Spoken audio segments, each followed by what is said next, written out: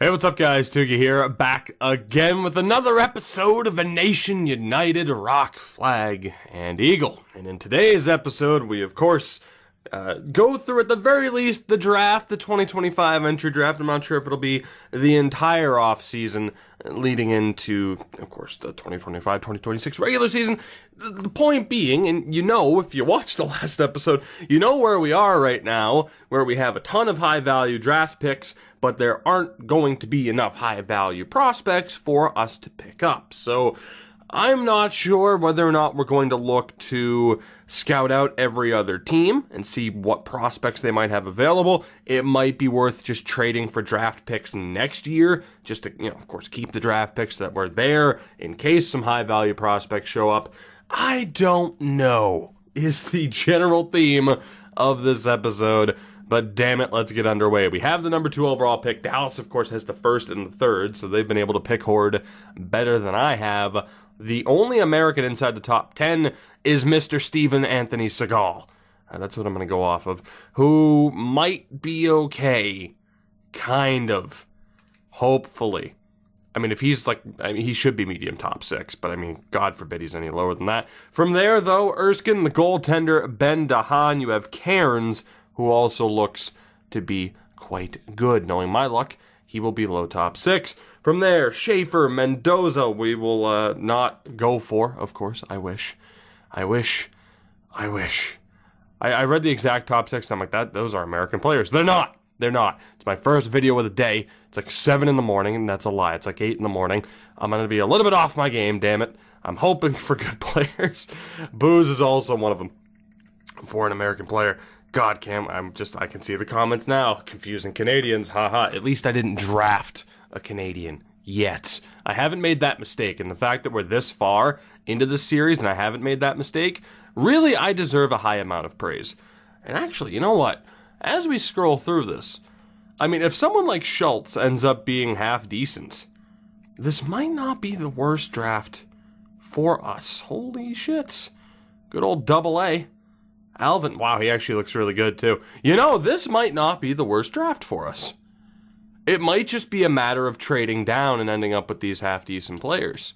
At least in theory, as opposed to, again, having to go through the entirety of everyone else, where I already know that there's only going to be a couple of prospects, and it's really not worth trading for guys like Austin Matthews and everybody else with, picks of this value.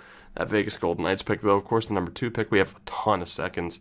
I think we're going to try that. I think we're going to try the old trading down method.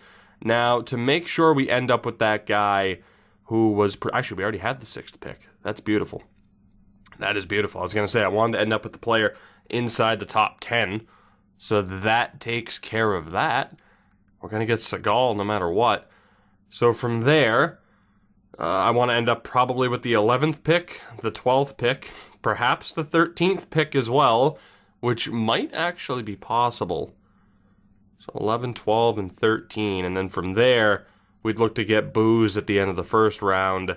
Eddie will probably be medium top 6 or low elite. If you see a grinder that high up in the draft, they usually have a very good potential, but they are a grinder and often don't develop into amazing players. So for the moment...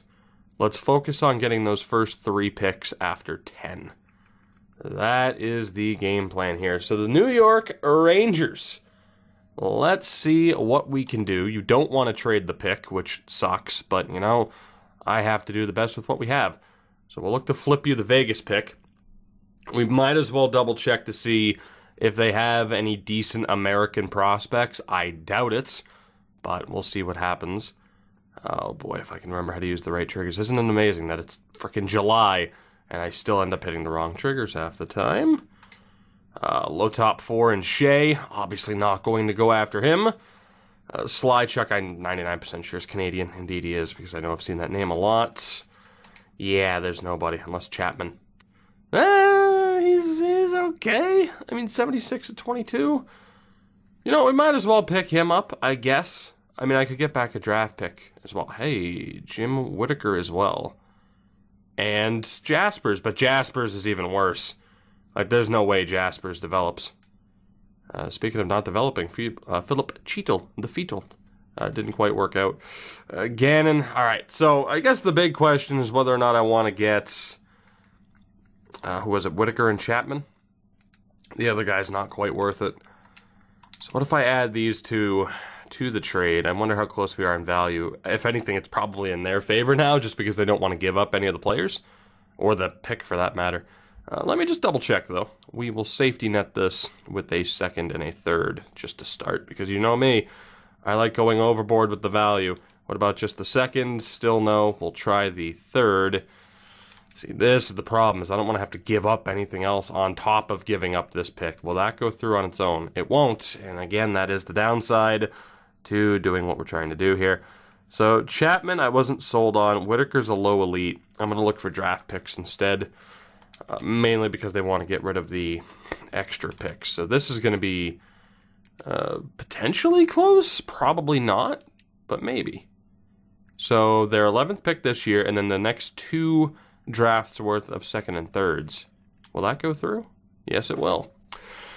Yes, it will. I don't know if I would have been able to get the first round pick next year. I'm willing to take that, though. So we pretty much fleeced the Rangers of a ton of draft picks that we really couldn't use anyway. We have the 4th pick as well. So let's try. Oh my god, that's beautiful. We have the 13th pick already, so we just have to make this deal with Buffalo. Perfect. We'll flip them the 4th pick in this draft, and then we'll take it from there. So obviously, we are heavily banking on these players in this draft being half decent. And damn it, Buffalo. Buffalo. They do not want to get rid of these picks, so this will not go through. Not even close. What about that? What about this? What about taking that out and putting back in the thirds? Yes, I'm going to be this tedious about it. Didn't go through. What about this? Sweeten it just a touch. Just a touch in this game could mean an extra first-round pick half the time. So let's just go ahead and go with that right there. Is that good enough? No. Is this good enough? Damn it. Let me take out the 4th and go for a 5th. Yes, I am going to be this ridiculous about this. There we go. All right, so we have the Buffalo pick as well. So for the moment, we're good. We have the 6th pick. We have 11, 12, and 13. So let's go ahead and make these selections. The only thing that could screw me over, of course, is if someone went way off the board. The top half of this draft is actually pretty good. We will see, though, how far the quality falls with our one American option, that being Anthony Segal, the Seagull. 17 years old, two-way forward from the Brandon Wheat Kings. How good are you? I dropped my controller. I'll end the episode here. Thank you very much for watching, and I'll see you next time. Great.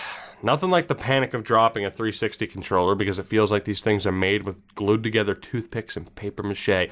Segal is the pick, and he's not bad, all things considered. Actually, he's really good. Medium top 6, 73 overall for a 17-year-old. That's tremendous. So, Segal, welcome to the team. I'm calling it now. If we ever win a Stanley Cup, he's scoring the game winner. Let's sim to our next pick here. So, Collimore, Walensky, Copeland, and Hunt were the other options. All things considered, I really like that pick. We have this trio of selections. Let's hope that it works out. Erskine, Ben DeHaan, and Cairns. And of course, the good thing is we have forwards. We kind of know what to expect with Cairns. What about Noah Erskine from the Victoria Royals, the 18-year-old playmaker? Noah, how good are you? You're okay. 65 overall, medium top 6. The potential's what matters. I'm good with that. You know, so far this is working out. And all it's going to take was that one bad pick. What about the goaltender, Ben DeHaan? Lou Ben DeHaan. How good are you? Medium elite. He's a 63, but I'll gladly take a medium elite. And then, of course, the final selection here, Mr. Exact Elite, that being Cairns. Kelly Cairns. Not going to be the highest overall, but as long as that potential is actually medium elite, I'm good with it. And it is 58 overall medium elite. So far, a strong start to this draft for us. And yes, as you can kind of tell, we are going overboard with the idea of just trying to get everybody. We might as well. So next up, we need to look at those early 20s picks. I still want to end up with Booze. I do. Jose Booze. Could be pretty damn good for us, and that would be it for the rest of the first round. Second round, there were quite a few players as well. So how are we going to trade back into the first round? And the bigger question is when. So let's see, how many picks do we have left here for first round projected? I thought the game froze for a second. 2, 3, 4, 5, 6, 7, 8, 9, and 10. So we'll go to about pick 22, just in case someone goes off the board. Let's see if we can get a deal done here with the Washington Capitals. Who are we going to give up is the question, and the answer is I don't know. We have Gibson, we have Wolf. I mean, the goaltending is looking okay. Defensively, obviously, it's looking great.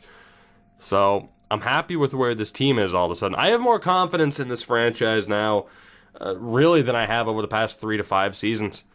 I mean, you know, early on, there was some confidence, and then, of course, those teams just let us down to such a huge extent.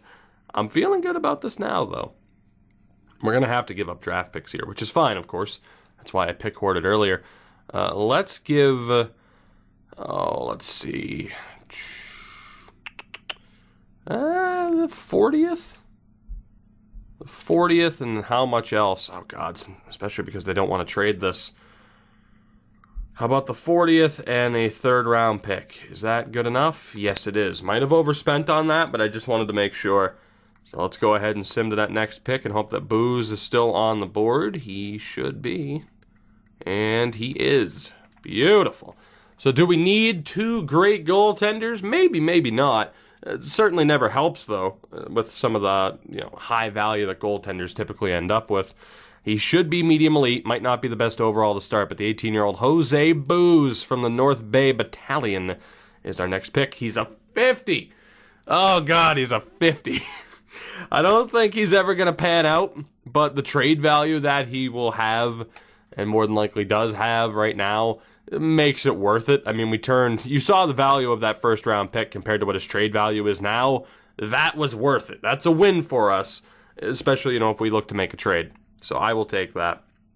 We can move to the start of the second round. From there is where it gets a little bit tough. We're probably going to have to trade up to make sure we get certain players. As I didn't think this draft would turn into, hey, let's try and get every American, but it kind of has. Eddie, I'm not sold on for reasons we talked about earlier. McKenna, I'm not exactly sold on either. I don't think I'd want to pick them. Eddie I know is going to be good. McKenna, I'm not entirely sold on. Engeland isn't too bad. I mean, if he was medium top 6, that would be more of a guarantee. So we already have 3 Americans in the second round. We have Vandenbush as well, who's probably medium starter. I'm willing to avoid that selection at this point. We got the 2 other goaltenders. We have Schultz, who, again, could be half decent, especially if that potential's correct. We have Oshie. This guy as well. Astelis. I'm going with the Stels. It's probably wrong, but that's okay. You're used to me getting names wrong. Who, at 20 years old, looks like a steal.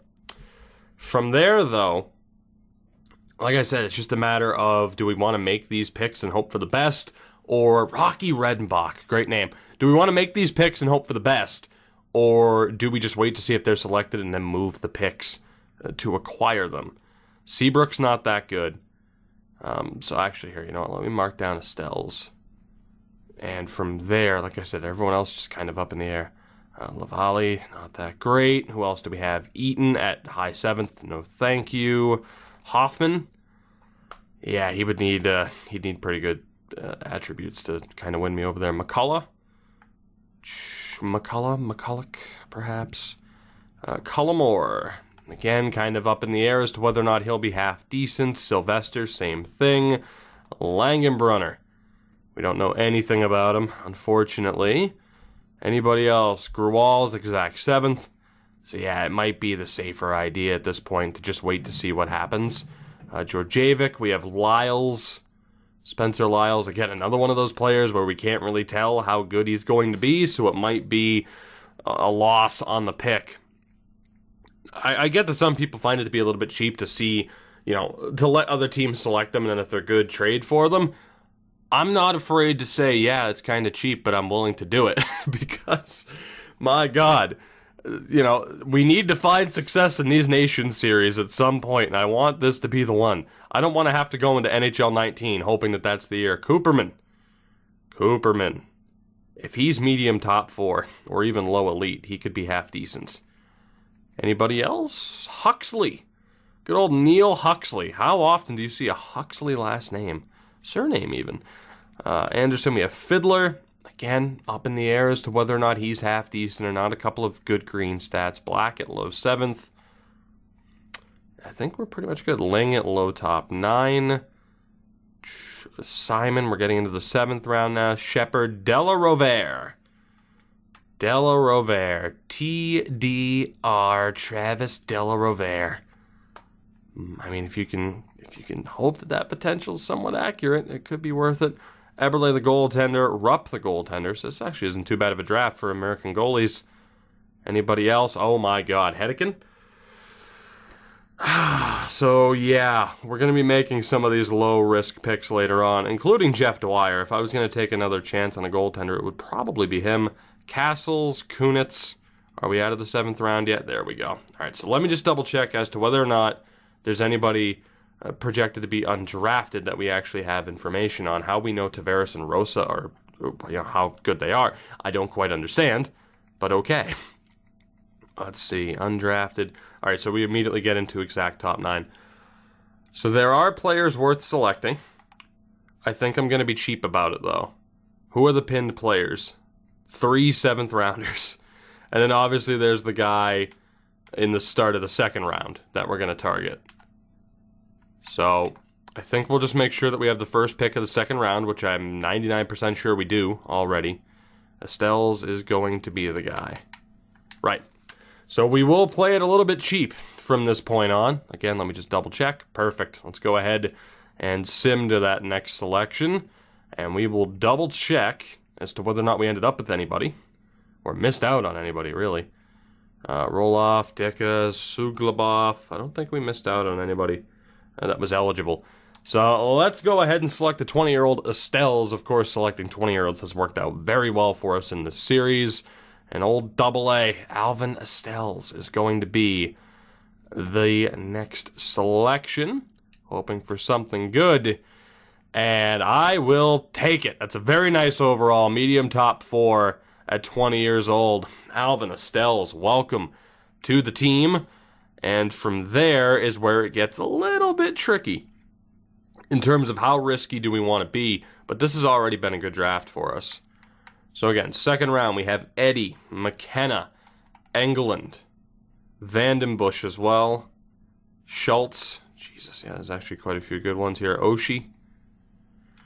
When's our next pick? All right, let's take the risk here. Sim this New Jersey pick. They took McLeod, who was not eligible to us. And then Dallas selects Lalancette. You know, God, do I want to risk it? I think I will. These picks do have some value. I don't know.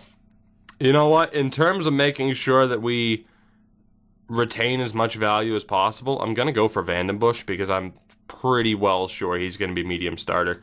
So you know what? Let me take Ian Vandenbush. And that... Okay. See, that's why I don't take risks that often. He ended up being medium starter, and we ended up missing out on some value there.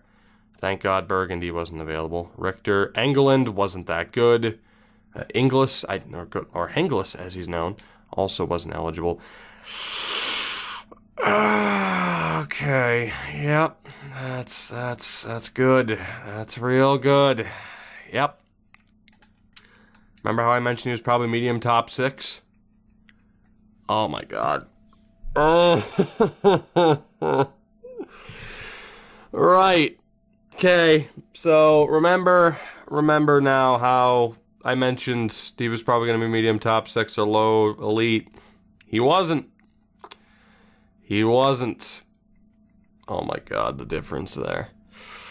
Okay, well here's the thing. I can just make this change to rectify that mistake. So yeah, boy, just the value difference there is absolutely insane. Will this go through? Not quite. How about this? Still not quite, just a bit low. It's gonna work out for me. That's why I'm glad I ended up with booze in the last round. I'll take that. Eddie, welcome to the team. You weren't drafted by the Blue Jackets, but damn it, we wanted you the whole time, and I accidentally hit the wrong button to take Vandenbush because I definitely didn't think he was going to be medium starter. No! Thinking he was going to be medium starter. I know the timer's low, by the way, okay? So we'll drop this act. Right. So we have McKenna, who I have no faith in. Schultz, who I have a little bit of faith in, but will probably end up being medium top 6 to ruin my life. And Oshie. Redenbach, I mean, Oshie's not worth it. Redenbach might be. There's no real way to tell. Seabrook isn't worth it. You know, I think I'm going to take Redenbach and Schultz. We'll just go for it. Why not? We have the back-to-back picks anyway. Let's take the risk. Redenbach and Schultz will be these next selections. I'm going to go for Redenbach first because he might be able to help make my day. He didn't. He was awful. Okay. Yep. All right. So this is a tale of 2 rounds. The first round, everything went perfectly, exactly as I envisioned. And then the second round, I'm fucking it all up. Like, I'm shooting myself in the foot here by not going along with the plan, trying to go for the entertaining option of just going for the picks and trying to hope it works out, and it never works out for me. Ethan Schultz, for the love of God, at least be medium top 4. If you're medium top 6, my life's over. Come on. Oh my God, right. Okay, that's fine. That's fine. That's fine.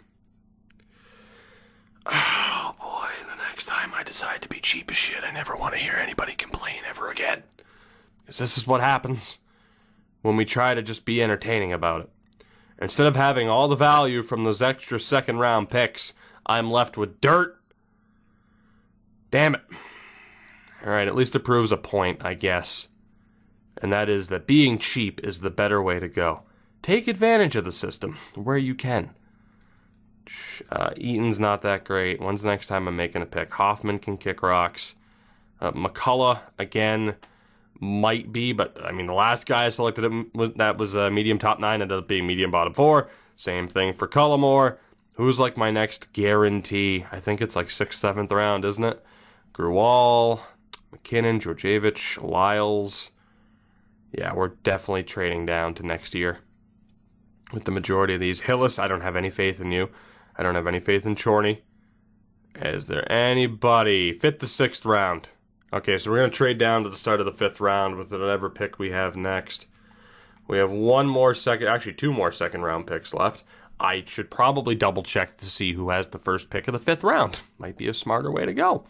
So Vancouver would have ended up with a shitload of second round picks had I just stuck to my game plan. Had I just stuck to my game plan, I would have sent them all the second round picks.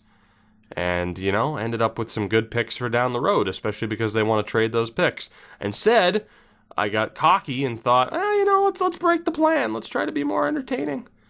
And, you know, that didn't work out too well for me. Take advantage of the AI where you can. Be smart about it because, damn it, we're on the clock's a-ticking. And we need to win as soon as possible. So, yeah, I have a lot of picks to give up. I do. I have a lot of picks to give up. So what we're going to do is we're going to go 2nd for 5th. And then I'm also going to ask for way too much back next year. How do you feel about that? How do you feel about this? Not surprised. How do you feel about this option right there, though? Now, wasn't that an enticing offer? Thank you. I probably could have gotten more back, but you know what? I need to feel like I won something, and even then I don't feel like I won that. So, yeah, I don't know what I'm talking about at this point. Other draft picks. Who wants a nice, shiny second-round pick from Toronto? Tampa does. Do you want to give up your picks next year? You don't, so kick rocks. How about St. Louis, though? There you go, St. Louis. I will gladly take your second-round pick next year if you're willing to do it. You won't be. That's okay. What about my second-round pick next year, though? How does that sound? There we go. Beautiful. So we get our second round pick back next year. It won't be the most valuable, but that's okay. And then we will take these third round picks. Who wants them? San Jose wants them. And you're willing to trade picks next year. So San Jose, I like you. This won't work, will it? You know, I definitely could have gotten more back, but I thought to myself, there's no way this will work. I'm not giving myself enough credit here. I'm really not. I'm still getting back some good picks for next year, but I'm not giving myself enough credit in terms of the value here. Like, will that work? No. But how about the third? Like, if you give me like your 6th this year and your 3rd next year, that seems like a good deal to me. And they agree. So our next pick is the start of the 5th round. Like I said, we have some picks ready for next year. So let's go ahead and sim to that pick. We'll call a timeout. We'll go back through the draft to see if we noticed any familiar names being half decent, which, knowing my luck, they will be, just to ruin my life. Oh boy, the debacle. Bissonnette was not eligible, I'm pretty sure. Again, right now, she wasn't that good. Right now, I'm mainly just looking at the potentials. I want to see if anybody, anybody who was half decent. That was a really good pick for Winnipeg, and a really good pick for St. Louis. I'm not looking for names. I'm looking at the potential. Sarenheimo wasn't eligible. Decent pick, though. That way, it's like, oh, well, here's a name. Okay, he wasn't that good. It's more about the potentials. Hoffman. I don't exactly regret missing out on him, though. He's a 55 at 19, so, he might develop, maybe? But, the odds that I actually ended up selecting him, probably quite slim. So I'm okay with that. Richards at a low top 6. Who else do we have? But wow, yeah, this draft really bottomed out, didn't it? To the 4th round. Yeah, see, we made the right choice to get away from selecting players when we did. Well, actually, we didn't. It should have started at the beginning of the 2nd round. It didn't because I'm an idiot, but that's okay. Lyles, Spencer Lyles ended up being half decent too on the Winnipeg Jets. He was pick number, so we might look to trade for him. Pedersen, I don't think was eligible. He wasn't. Neither was Lopez. Anybody else? Dockel, Fournier. We will go talk to the Winnipeg Jets about who they just picked up, actually. I wouldn't mind getting him. And like I said, who was it? The defenseman there that was selected around earlier? No real desire to go after him. Lyles, though, looks like he could be pretty good. So let's see what it'll take to get him. What will it take? Defensively, I want to move on from Schultz and forget that ever happened. And forward-wise, who's the other guy? Redenbach. Let's forget that ever happened. How does a nice, shiny 2nd-round pick from your friends, the Columbus Blue Jackets, for next year sound? Doesn't sound that good. All right, well, how about we also add a 3rd from your friends, the Columbus Blue Jackets, and the Boston Bruins? All right, Winnipeg, you're playing a little bit of that hardball. Playing just a little bit of that hardball. How about 2 seconds and a 3rd? Okay, no, that's fine. It's fine, don't worry, it's fine. 3 2nd-round picks for this one guy? Like, are you shitting me? Is that what it's gonna take? That's not worth it. That's not worth it. There's a chance I'll be able to find someone better than him. Like, they ended up getting a steal. There was no way to know. Well, if this doesn't go through, all right, you know what? It's fine, I guess. We overspent. Yes, there might have been a chance for us to find... We'll see how many American steals there are in the 2nd round of next year's draft, all right? As to whether or not that proves to be a mistake. It probably will be. But still, we ended up with some decent... we've ended up with some decent talent in this draft, and we add another piece there through another trade, even though, of course, I've screwed things up a couple of times. Cooperman has the ability to ruin my life. He does. He has the ability to ruin my life. Not to end my life. That was already ended earlier. But Cooperman, you have a fantastic opportunity here, my dear sir. My good friend. You might be my good friend. You might ruin my life, though, so I don't know if I'm just going to select him now. Let's hope for the best. Cooperman. He's okay. Low elite. 19 years old. 60 overall. That's okay. That's pretty good, actually, for a 5th-round pick. I'm okay with that. I am. I'm okay with that. It could have been worse, as we have seen.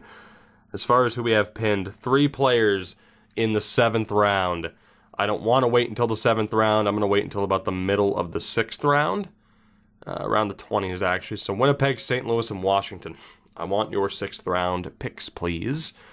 So Winnipeg, you've already ripped me off once here today.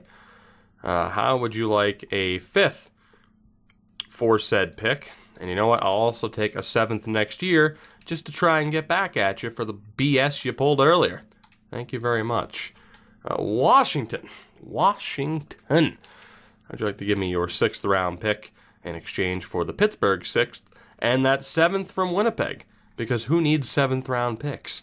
Will that work? Yes, it will. And then from the St. Louis Blues, your 6th round pick in exchange for a 2 7ths? How's that sound? Damn it. It's worth a shot. I just realized I don't have my 6th round pick next year. How about my 5th or Vancouver's 5th next year? And you also give me a 7th next year. How does that sound? Thank you. I might have been able to get a little bit more back for that. Actually, I know for a fact I would have been able to get a little bit more back for that, but that is okay.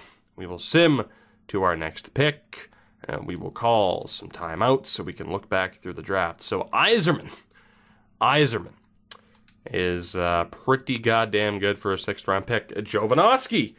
All right, this is giving me hope that players of this caliber are being, oh my goodness, that players of this caliber are being selected. Of course, they're all Canadian, which doesn't give me that much hope. Even for medium top 9s, those are okay. Gabo at low elite, also Swiss. The medium bottom 6 enforcer, a couple of enforcers at this point in time. Yours was a low elite, 72 though. It's pretty good. Also Canadian. So, you know, if this was, I can't think of a, you know, we have plenty of time to think of a title for the inevitable Canadian version of this series. But, you know, if this was a Canadian version, I got a feeling we'd be having much more success at the very least, and maybe as a result, fun. Finneganoff at a 75. That's really good for that potential. And that age bracket, is that it? That is. Okay, so we didn't really miss out on anybody. So that's good. Let's go ahead and make these final 3 picks of this draft. We will start off with the goaltender, Dwyer. Now, if you end up being medium fringe, I'm okay with that because it's expected. But still, it'd be nice if you weren't. Well, worth a shot. Worth a shot for the chance of him being a medium starter. Didn't quite work out. Next up, Hedeken. Jesus Hedeken. Just don't be medium 6, please. Well, you weren't. So I guess that's good. Right.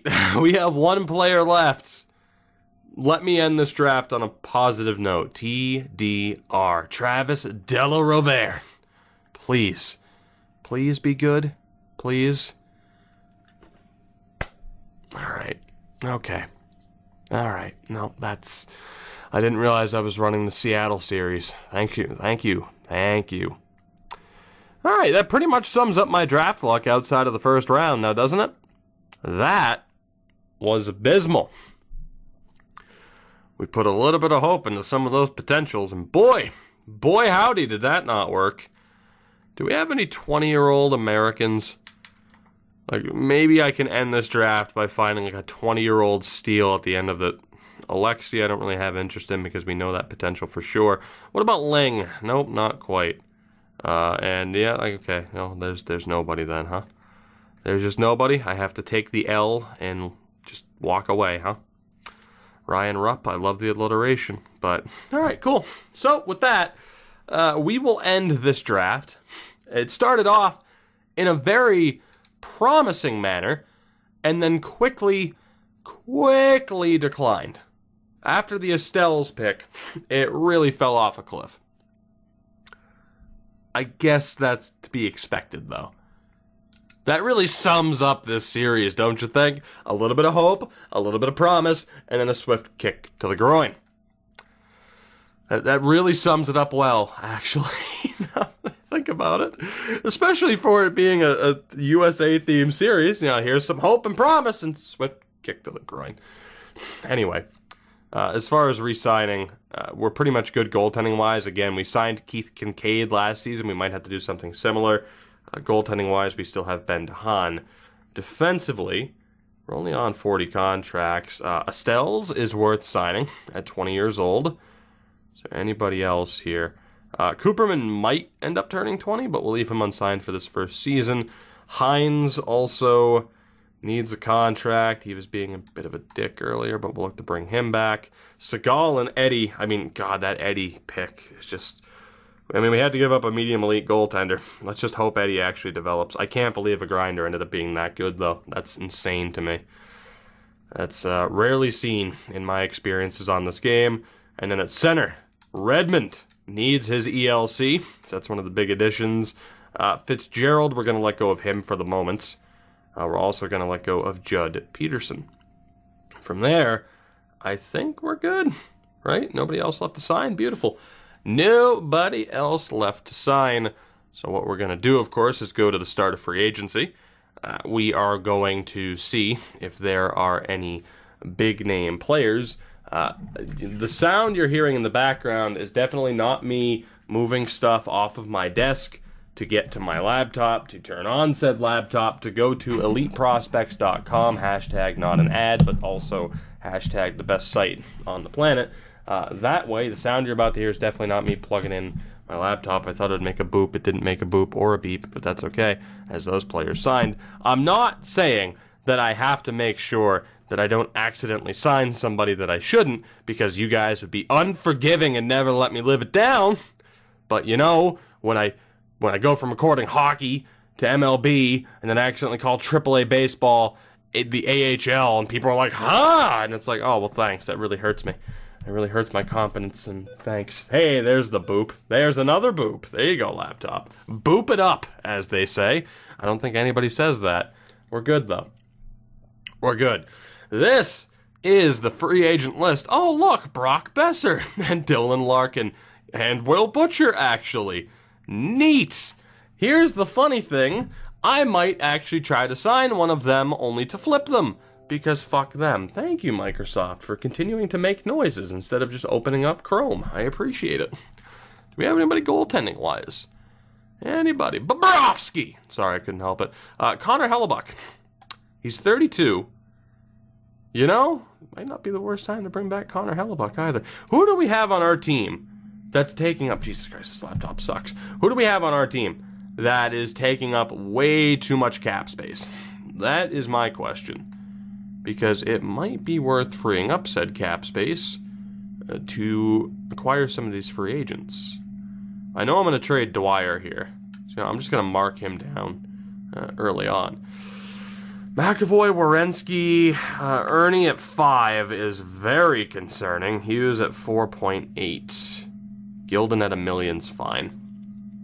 Kachuk's making $8 million. Wallstrom's making 5. Left wings, Parks. Oh my God, that's right. Some of these guys asked for so much goddamn money. Middlestad at that much. You know what? I think for the most part we're okay. I'm just going to double check to see if there's anybody who's actually worth signing. You know, as far as like actual signings, and then we will worry about potential signings for the sake of, you know, signing people and flipping them, which is really the only goal of, like, signing a Brock Besser at this point in time. I'm not struggling with this laptop, I promise. It's definitely not running extremely slowly for no reason whatsoever. Did the Anaheim Ducks want to trade for these three? Does anybody want to trade for these three? There we go, St. Louis. St. Louis. We've had some contact in the past. How about a third? Actually, I might be able to get a second out of this, just because of the goaltender's value. Probably not. Will that go through? Ho-ho, hey, look at that. Smart move from your man Toogie this time. It's a rarity. It's a fucking rarity, but it happens every once in a while. So bringing in Connor Hellebuck as a backup is definitely a possibility. Otherwise, I mean, hell, John Gillies is there yet again. I mean, we ran Wolf as the backup last year. I have to wonder, is he going to improve at all? Let's double check that. Is he going to improve at all is my question. He might, maybe, possibly, and if he does, for that reason, he'd be worth keeping. Gibson's a 76. You know what? I think Wolf might not improve. Gibson might, though. You know, Wolf and Gibson down in the AHL. I think I'm going to bring back John Gillies, or maybe Connor Hellebuck for a season. Maybe just bring back John Gillies and run the other two down in the AHL. That could work out pretty well for us.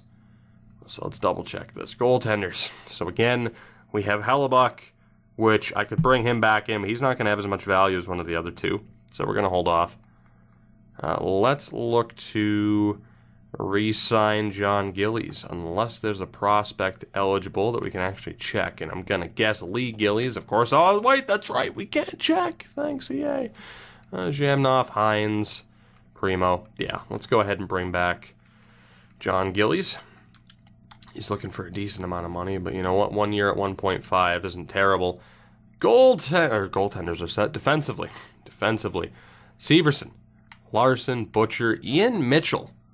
Ian Mitchell, you're Canadian, aren't you? You absolutely are. Thanks for disappointing me. And then Mario Ferraro, who we've had on this team before, have we not? No, we haven't. He's Canadian too. I know I've looked him up though.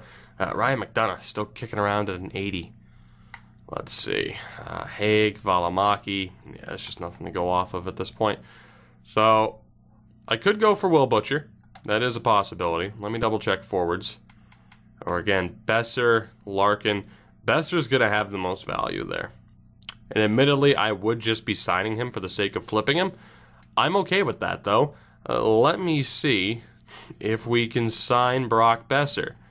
So we have how much cap space? Let's just say 10 million even. Now we have 8.5 after the Gillies signing.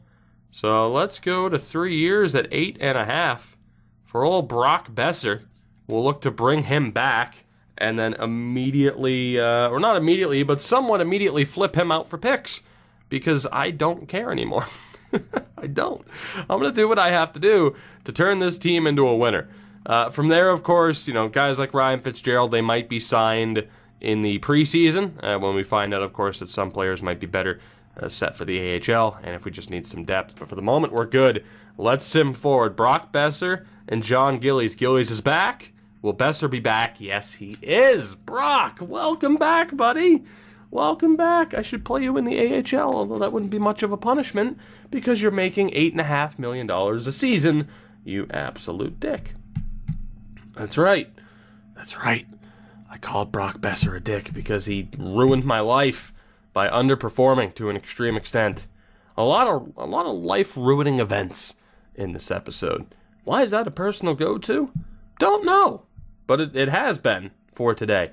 It's, I don't know, it's a weird one. It's a weird episode. Then again, most episodes are. That's kind of what we do here. We just rant and ramble and suffer horrible, heartbreaking defeat after horrible, heartbreaking defeat. It's really an experience. It really, really is. It's something to behold, some might say. This level of ranting and rambling while we wait for this game to take an hour and a half to load up the preseason. It really is something special. Oh, hey, look at that. That was quick. That was a little bit faster than normal. Let's take a look at the team then, shall we?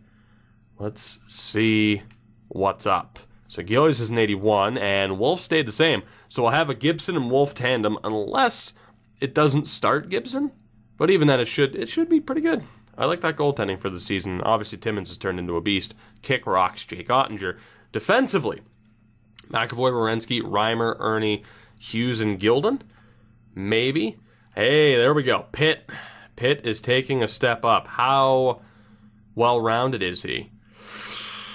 He's interesting. 6'5", 231 pounds. Good hand-eye and deking. The shot leaves a little bit to be desired, but a hell of a skater. Decent physically. Good shutdown D, but only a 77 offensive awareness. It's worth giving him a shot over Gilden. I mean, Max Gilden's just kind of my go-to as a well-rounded player. But that works out. Pelech really didn't move forward that much. Forward-wise, obviously we're probably going to drop Besser. I don't know. There might be some argument to keep him. Let's just say that we drop Foley and Ernie. We'd still have to drop one other guy. And then forward-wise, Kaliev, of course, is listed as a fourth liner. And then we still have some of the other guys, depth signings, Foley, Spinner, Ernie, Stevens, and Novak, that are here on this team. No one else is really NHL ready right now. So what would we want to do? The easy solution, well, we have two players here. We have two players here that need to be in the lineup. I don't want to send them down. It's either you're in the lineup or I'm trading you out of town. So we have to get rid of two players. Let me see what this team looks like if we go best lines. That might be kind of the best way to judge what's happening. As I just remembered I can shut down this laptop, so it's good to go. Let's take a look. So obviously, in theory, this team with Brock Boeser looks a hell of a lot better. This 39-point season was his last year with us, if I'm not mistaken. He put up 57 points last year. So, in theory, right, let's just say that we wanted to keep Brock Boeser. This would probably be our top six. I'd probably put Adrian Redmond there already. Paling is a second-line guy, and he obviously had a pretty decent season last year. But if we were to have him as our third-line center, this team would be even better. Parks is listed as a third-line guy. Greenway is as well. What about Yandel? Yandel's a fourth-liner. Rintoul's a fourth-liner. Healthy scratches, Kaliev and Farabee both listed as fourth-liners. So it would be between... We know Paling's staying. So if we were to keep Boeser, it'd be between Parks, Frederick, and Greenway. As far as who would stay. One of them would go to make room for Paling on that line. Again, you could argue maybe play Redmond on the third line. 88 offensive awareness with Middlestat and Wahlstrom. He's fine where he is. He is fine where he is. So really, again, I like Jordan Greenway. Good for 20 to 30 points. Which isn't bad for a third liner. Again, 30 points is normally the target. Like I said, in theory, first line as close to a point a game as possible. Second line, 50 to 60 is kind of ideal. At least 50. Third line, 30's good. Closer to 40's amazing. And then the fourth line, closer to 20 points, the better. I don't really feel like those are too ridiculous in terms of like the high-end goals for what we'd want each line to hit. Obviously, last season, like Wahlstrom hitting 66 points, given who he was playing with, was great. So it's all in comparison to it's all relative, I guess, for who's on the team at the time. Obviously, I'm not expecting Wahlstrom to put up 100 points when it's just him and Jack Hughes and at the time Rodney Parks. Which, speaking of whom, Parks is the only one who still has potential. How did he do last year? 25 points in his rookie year. I think we'd want to keep Parks. He's extremely well-rounded, so it would come down to Trent Frederick and Jordan Greenway. Both are about even in puck skills, have their advantages. Better shot goes to Frederick. Better skating goes to Frederick. Better defense and physicality goes to Greenway. So that would have to be the decision. Do we want Frederick or Greenway? Frederick's a little bit more... And again, this is if we keep Brock Boeser. So your questions for this episode. Your first question... Do we keep Brock Boeser and give him a chance, or do we flip him? Obviously, the team looks better on paper with him, but he's underperformed at certain points. On the third line, who do we keep? Frederick or Greenway? Frederick's more offensive, Greenway's more defensive and physical. And from there, we have to figure out the fourth line. Again, Yandel, Rintoul, Kaliev, and Farabee. So let me take out Frederick for the moment, just to put in Kaliev, just so that we can get a full look at these players. And we'll put in Farabee. So we have 4 guys for 3 spots. Rintoul's not going to get any better. 92 offensive awareness. He's pretty well-rounded, though. The puck skills are low, but he's a very well-rounded option who's not going to get any better. Kaliev at 24 doesn't have that much room to get better. Well-rounded, not as physical. Yandel at 22 certainly has room to improve, but, again, very well-rounded. And then Farabee at 25. Also very well-rounded. So you could argue maybe the best way to go would be to get rid of perhaps Rintoul or Farabee, just because they're not going to get that much better. I don't know. Let me know what you think. So Boeser, does he stay, does he go? Third line, who goes between Greenway and Frederick? And then fourth line, Yandel, Kaliev, Rintoul, and Farabee. All 3 or all 4 are options, but there's only 3 spots. Let me know what you think. And again, a lot of that depends on whether or not you think we should keep Besser or flip him. I'll show you his value in a second. As far as the defense goes, I mean, we're not looking that bad. That right side is stacked with McAvoy, Reimer, and Ernie. To the point, really to the point where you could argue, hey, maybe don't keep McAvoy. But, you know, I mean, hell, when we can have our defense be that stacked, the argument of a balance is kind of out the door there. But still, it could work, and then our goaltending is pretty damn good. Down in the AHL, again, it doesn't really depend on what we do. So it's Gibson and Wolf, great tandem. Defensively, Gilden might have to take a seat. Yeah, he will, for Estelle's. So let's take a look at what our defense looks like. We have a couple of lefties, more than what we need, but that's okay. Let's just go based off of overall, and that's what the team would look like, which is amazing. 2 medium top 4s, 2 medium elites, and 2 more medium top 4s, which is crazy. Like, defensively, our depth is up there. Forward-wise, Mieho would take a seat. Is there anybody he can sit for? The answer is no. So we're still going to have to sign 1 player. We'll sign the best available player just to max out this team. But looking at some of the prospects, you have Alt Schuler, 78 overall at 21 years old, medium top 6. You have Hines, who probably won't get that much better. Russell Pelly is there. He's okay. Cheveldave's another hopefully promising player. Watt and Bear Percy. Again, not the best forward prospects, but obviously this most recent draft has helped that considerably. With some of the guys that we've picked up who will be signed in the next 2 years. So let's take a full look at the picture for what we are dealing with. Draft pick-wise, we have 2 first-round picks, 2 second-round picks, and quite a few thirds. Goaltending-wise, again, we're in good hands with Timmins, Ben DeHaan as a project, and Gibson, more than likely the future backup. Defensively, yeah, it's quite good. It's quite good. Cooperman unsigned, as is Chip Chura. And then forward-wise, Eddie, currently unsigned, looking like a beast, even though he's a grinder. Seagal, currently unsigned as well. So, overall, while the draft didn't go as perfectly as I would have wanted it to, and actually Lyles could be signed, so that could actually be the guy right there. So Lyles will be the last one that we sign, and the AHL team will be set. While the draft didn't go as perfectly as I would have wanted, we're still in a really good spot. And like I said, whether or not we keep Brock Besser or flip him out, just keep him, see how he does, and then move him, we only have a few more moves to make, and then otherwise this team is set and good to go for this next season. We nearly made the playoffs last year, and I'd say based on this roster, based on the improvements that were made, and potentially the signing of Brock Besser, playoffs don't exactly appear to be out of the question for this next season. That'll do it for this one. Looking forward to hearing what you think as far as the team building options that we have moving forward. And you know what time it is. It's time for me to say whatever YouTuber says, whether blatantly or in the description or with on-screen overlays. Like, comment, subscribe, share. You can't really favorite videos anymore, can you? I don't know if you can. Notification bell. Tell a friend. Tell a person. Tell your pet if they are somehow technologically savvy. Tell someone via carrier pigeon. Tell someone on ICQ.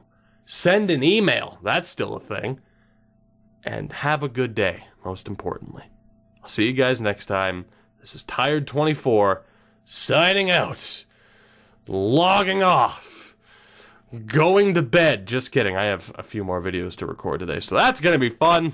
Boy, oh yeah, you thought this was just contained to this episode? The next few days of Tugi24 content. It's all this, all the time.